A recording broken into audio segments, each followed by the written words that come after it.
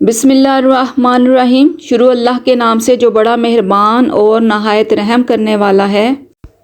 جی ناظرین، تو آج کی ہم اپنی اس ویڈیو میں حضرت نوح علیہ السلام کا قصہ بیان کریں گے۔ حضرت نوح علیہ السلام کی بعثت سے پہلے تمام قوم اللہ کی توحید اور صحیح مذہبی روشنی سے یکسر ناآشنا ہو چکی تھی اور حقیقی اللہ کی جگہ خود ساختہ بتوں نے لے لی تھی۔ غیر اللہ کی پرستش اور اصنام پرستی ان کا شعار تھا۔ آخر سنت اللہ کے مطابق ان کے رشد و ہدایت کے لیے بھی ان ہی میں سے ایک حاضر اور اللہ کے سچے رسول حضرت نوح علیہ السلام کو مبعوث کیا گیا۔ حضرت نوح علیہ السلام نے اپنی قوم کو راہ حق کی طرف پکارا اور سچے مذہب کی دعوت دی، لیکن قوم نے نہ مانا اور نفرت و حقارت کے ساتھ انکار پر اصرار کیا۔ امراء و رؤساء قوم نے ان کی تکذیب و تحقیر کا کوئی پہلو نہیں چھوڑا اور ان کے پیروکاروں نے ہی ان کی تقلید و پیروی کے ثبوت میں ہر قسم کی تذلیل اور توہین کے طریقوں کو حضرت نوح علیہ السلام پر آزمایا۔ انہوں نے اس بات پر تعجب کا اظہار کیا کہ جس کو نہ ہم پر دولت و ثروت میں برتری حاصل ہے اور نہ وہ انسانیت کے رتبے سے بلند ہے، اس کو کیا حق ہے کہ وہ ہمارا پیشوا بنے اور ہم اس کے احکام کی تعمیل کریں۔ وہ غریب اور کمزور افراد قوم کو جب حضرت نوح علیہ السلام کا تابعہ دیکھتے تو مغرورانہ انداز میں حقارت سے کہتے، ہم ان کی طرح نہیں ہیں کہ تیرے تابع فرمان بن جائیں اور تجھ کو اپنا مقتدا مان لیں۔ وہ سمجھتے تھے کہ یہ کمزور اور پست لوگ حضرت نوح علیہ السلام کے اندھے مقلد ہیں، نہ یہ ذی رائے ہیں کہ ہماری طرح اپنی جانچی پرکھی رائے سے کام لیتے، اور نہ ہی ذی شعور ہیں کہ حقیقت حال کو سمجھ لیتے۔ اور اگر وہ حضرت نوح علیہ السلام کی بات کی طرف کبھی توجہ بھی دیتے تو ان سے اصرار سنیں گے کہ ہم کو ان سے گھن آتی ہے، ہم اور یہ ایک جگہ نہیں بیٹھ سکتے۔ حضرت نوح علیہ السلام اس کا ایک ہی جواب دیتے کہ ایسا کبھی نہیں ہوگا، کیونکہ یہ اللہ کے مخلص بندے ہیں۔ اگر میں ان کے ساتھ ایسا معاملہ کروں جس کے تم خواہشمند ہو تو اللہ کے عذاب سے میرے لیے کوئی جائے پناہ نہیں ہے۔ میں اس کے دردناک عذاب سے ڈرتا ہوں۔ اس کے یہاں اخلاص کی قدر ہے، امیر و غریب کا وہاں کوئی سوال نہیں ہے۔ نیز ارشاد فرماتے کہ میں تمہارے پاس اللہ کی ہدایت کا پیغام لے کر آیا ہوں، نہ میں نے غیب دانی کا دعویٰ کیا ہے اور نہ فرشتہ ہونے کا۔ اللہ کا برگزیدہ پیغمبر اور رسول ہوں اور دعوت و ارشاد میرا مقصد و نصب العین ہے۔ اس کو سرمایہ دارانہ بلندی، غیب دانی یا فرشتہ ہیکل ہونے سے کیا واسطہ؟ کیا کمزور و نادار افراد قوم جو اللہ پر سچے دل سے ایمان لائے ہیں تمہاری نگاہ میں اس لیے حقیر و ذلیل ہیں کہ وہ تمہاری طرح صاحب دولت و مال نہیں ہیں، اور اسی لیے تمہارے خیال میں یہ نہ خیر حاصل کر سکتے ہیں اور نہ سعادت، کیونکہ یہ دونوں چیزیں دولت و حشمت کے ساتھ ہیں، نہ کہ افلاس کے ساتھ۔ سو واضح رہے کہ اللہ کی سعادت و خیر کا قانون ظاہری دولت و حشمت کے تابع نہیں ہے، اور نہ اس کے یہاں سعادت و ہدایت کا حصول و ادراک سرمایہ کی رونق کے زیر اثر ہے، بلکہ اس کے برعکس طمانینت نفس، رضا الہی، غنائے قلب اور اخلاص نیت و عمل پر موقوف ہے۔ حضرت نوح علیہ السلام نے یہ بھی بارہا تنبیہ کی کہ مجھ کو اپنے اس ابلاغ، دعوت و ارسال و ہدایت میں نہ تمہارے مال کی خواہش ہے اور نہ جاہ منصب کی۔ میں اجرت کا طلبگار نہیں ہوں۔ اس خدمت کا حقیقی اجر و ثواب تو اللہ تعالیٰ ہی کے ہاتھ میں ہے اور وہی بہترین قدردان ہے۔ بہرحال حضرت نوح علیہ السلام نے انتہائی کوشش کی کہ بدبخت قوم سمجھ جائے اور رحمت الہی کی آغوش میں آ جائے، مگر قوم نے نہ مانا، اور جس قدر اس جانب سے تبلیغ حق میں جد و جہد ہوئی، اسی قدر قوم کی جانب سے بغض میں سرگرمی کا اظہار ہوا اور ایذا رسانی اور تکلیف دہی کے تمام وسائل کا استعمال کیا گیا، اور آخر میں زج ہو کر کہنے لگے، اے نوح، اب ہم سے جنگ و جدل نہ کر اور ہمارے اس انکار پر اپنے اللہ کا جو عذاب لا سکتا ہے لے آ۔ حضرت نوح علیہ السلام نے یہ سن کر ان کو جواب دیا کہ عذاب الہی میرے قبضے میں نہیں ہے، وہ تو اس کے قبضے میں ہے جس نے مجھ کو رسول بنا کر بھیجا ہے، وہ چاہے گا تو یہ سب کچھ ہو جائے گا۔ بہرحال جب قوم کی ہدایت سے حضرت نوح علیہ السلام بالکل مایوس ہو گئے اور اس کی باطل کوشی اور عناد اور ہٹ درمی ان پر واضح ہو گئی اور قرآنی تصریح کے مطابق 950 سال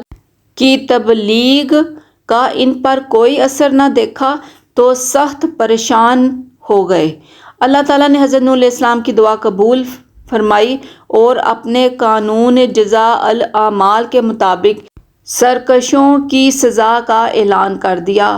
اور حفظ ما تقدم کے لیے پہلے حضرت نوح علیہ السلام کو ہدایت فرمائی کہ وہ ایک کشتی تیار کریں تاکہ اسباب ظاہری کے اعتبار سے وہ اور مومنین اس عذاب سے محفوظ رہیں جو اللہ کے نافرمانوں پر نازل ہونے والا ہے۔ حضرت نوح علیہ السلام نے جب اللہ کے حکم سے کشتی بنانی شروع کی تو کفار نے ہنسی اور مذاق اڑانا شروع کر دیا، اور جب کبھی ان کا ادھر سے گزر ہوتا تو کہتے خوب، جب ہم غرق ہونے لگیں گے تب تو اور تیرے پیرو اس کشتی میں محفوظ رہ کر نجات پا جائیں گے۔ کیسا احمقانہ خیال ہے۔ حضرت نوح علیہ السلام بھی ان کو انجام کار سے غفلت اور اللہ کی نافرمانی پر جرأت دیکھ کر ان ہی کے طرز پر جواب دیتے اور اپنے کام میں مشغول رہتے، کیونکہ اللہ تعالیٰ نے پہلے ہی ان کو حقیقت حال سے آگاہ کر دیا تھا۔ آخر سفینہ نوح بن کر تیار ہو گیا۔ اب اللہ کے وعدہ عذاب کا وقت قریب آیا اور حضرت نوح علیہ السلام نے اس پہلی علامت کو دیکھا جس کا ذکر ان سے کیا گیا تھا، یعنی زمین کی تہہ میں سے پانی کا چشمہ ابلنا شروع ہو گیا۔ تب وحی الہی نے ان کو حکم سنایا کہ کشتی میں اپنے خاندان کو بیٹھنے کا حکم دو، اور تمام جانداروں میں سے ہر ایک کا ایک ایک جوڑا بھی کشتی میں سوار ہوا، اور وہ مختصر جماعت تقریباً 40 نفر بھی جو تجھ پر ایمان لا چکی ہے کشتی میں سوار ہو جائیں۔ جب وحی الہی کی تعمیل پوری ہو گئی تو اب آسمان کو حکم ہوا کہ پانی برسنا شروع ہو، اور زمین کے چشموں کو امر کیا گیا کہ وہ پوری طرح ابل پڑیں۔ اللہ کے حکم سے جب یہ سب کچھ ہوتا رہا تو کشتی بھی اس کی حفاظت میں پانی پر ایک مدت تک محفوظ تیرتی رہی، تاکہ تمام منکرین غرق آب ہو گئے اور اللہ تعالیٰ کے قانون جزاء الاعمال کے مطابق اپنے کیفر کردار کو پہنچ گئے۔ حضرت نوح علیہ السلام نے طوفانی عذاب کے وقت اللہ تعالیٰ سے اپنے بیٹے کی نجات کے متعلق سفارش کی، اور اللہ تعالیٰ نے ان کو اس سفارش سے روک دیا۔ حضرت نوح علیہ السلام سے اللہ کا وعدہ تھا کہ وہ ان کے اہل کو نجات دے گا، اس لیے حضرت نوح علیہ السلام نے اپنے بیٹے کے لیے دعا مانگی، جس پر رب العالمین کی جانب سے عطاب ہوا کہ تم کو جس شے کا علم نہ ہو اس کے متعلق اس طرز سے سوال کرنے کا حق نہیں ہے۔ اس پر حضرت نوح علیہ السلام نے اللہ تعالیٰ سے مغفرت و رحمت طلب کی، اور اس کی جانب سے بھی خواہش کے مطابق جواب ملا۔ حضرت نوح علیہ السلام سے اللہ تعالیٰ نے یہ فرمایا تھا کہ تم اپنی اس کشتی میں جو اہل نجات کے لیے تیار کی گئی ہے اپنے اہل کو بٹھاؤ، لیکن تمہارا پورا کنبہ نجات یافتہ نہیں ہے، بلکہ بعض ایسے بھی ہیں جن پر اللہ کے عذاب کا فیصلہ ہو چکا ہے۔ چونکہ حضرت نوح علیہ السلام نے اپنی بیوی کے سابقہ کافرانہ عقائد و اعمال کی بنا پر اس بات سے مایوس ہو چکے تھے کہ وہ اللہ برحق پر ایمان لائے گی اور توحید کی آواز پر لبیک کہے گی، اس لیے اس استثناء کا مصداق صرف اسی کو سمجھے اور بیٹے کی محبت میں یہ خیال کرتے ہوئے کہ یہ نوعمر ہے، شاید کشتی میں مومنین کی صحبت سے فائدہ اٹھا کر ایمان لے آئے اور کافروں کی مجالس کے اثرات کو نکال دے۔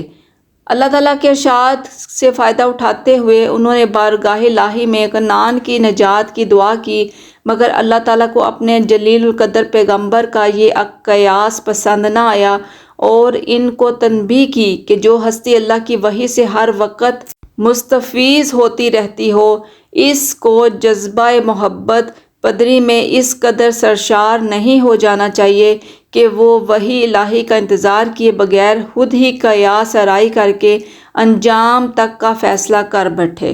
حالانکہ وعدہ نجات صرف مومنین کے لیے محسوس ہے اور کنعان کافروں کے ساتھ کافر ہی رہے گا۔ بہرحال حضرت نوح علیہ السلام کے سامنے یہ حقیقت آشکار ہو گئی کہ وعدہ نجات کا منشا نسل اور خاندان نہیں ہے بلکہ ایمان باللہ ہے۔ اس لیے انہوں نے اپنا رخ بدل کر کنعان کو مخاطب کیا اور اپنا منصب دعوت ادا کرتے ہوئے چاہا کہ وہ بھی مومن بن کر نجات الہی سے بہرہ ہو، مگر اس بدبخت نے جواب دیا کہ میں کسی پہاڑ پر چڑھ جاؤں گا، وہ مجھے غرقابی سے بچا لے گا۔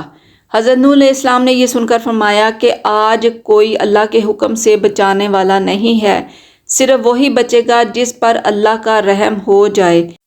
اس دوران میں ان دونوں کے درمیان موج حائل ہو گئی اور وہ غرق ہونے والوں میں سے ہو گیا۔ غرض یہ کہ جب اللہ کے حکم سے عذاب ختم ہوا تو سفینہ نوح علیہ السلام جودی پر جا کر ٹھہر گیا۔ تورات میں جودی کو ارارات کے پہاڑوں میں سے بتایا گیا ہے۔ ارارات در حقیقت جزیرے کا نام ہے، یعنی اس علاقے کا نام جو فرات اور دجلہ کے درمیان دیار بکر سے بغداد تک مسلسل چلا گیا ہے۔ پانی آہستہ آہستہ خشک ہونا شروع ہو گیا اور ساکنان کشتی نے دوسری بار امن و سلامتی کے ساتھ اللہ کی سرزمین پر قدم رکھا۔ اسی بنا پر حضرت نوح علیہ السلام کا لقب ابو البشر ثانی یا آدم ثانی یعنی انسانوں کا دوسرا باپ مشہور ہوا، اور غالباً اسی اعتبار سے حدیث میں ان کو اول الرسل کہا گیا۔ تاریخ کا یہ واقعہ اہل عقل و شعور کو فراموش نہیں کرنا چاہیے کہ آج سے ہزاروں سال قبل ایک قوم نے اللہ کی نافرمانی پر اصرار کیا اور اس کے بھیجے ہوئے ہادی حضرت نوح علیہ السلام کے رشد و ہدایت کے پیغام کو جھٹلایا، ٹھکرایا اور قبول کرنے سے انکار کر دیا، تو اللہ تعالیٰ نے اپنی قدرت کا مظاہرہ کیا اور ایسے سرکشوں کو طوفان باد و بارہ میں غرق کر کے تباہ و برباد کر دیا۔ جب کبھی اس قسم کا عذاب نبی اور پیغمبر کی نافرمانی کی وجہ سے کسی قوم پر نازل ہوتا ہے تو پیغمبر کو بذریعہ وحی اس کی اطلاع دے دی جاتی ہے اور یہ حکم ہو جاتا ہے کہ وہ اپنے پیروکاروں کے جو اسلام کے دامن سے وابستہ ہو گئے ہیں عذاب کی اس بستی سے باہر چلا جائے اور اس بستی کے لوگوں سے یہ کہہ کر جائے کہ قوم اس کے لائے ہوئے احکام کے سامنے سر تسلیم ہم کر دے ورنہ اللہ کے عذاب کو قبول کرے، اور اس طرح مومنین اس عذاب کی زد سے محفوظ رہتے ہیں۔ پس طوفان نوح علیہ السلام میں قوم نوح علیہ السلام کے مرد و عورت، بوڑھے جوان، بچے اور بچیاں سب ہی طوفان کی ہلاکت و ہیزی کا شکار ہوئے اور دنیائے کفر کا وہ حصہ سب ہی برباد کر دیا گیا۔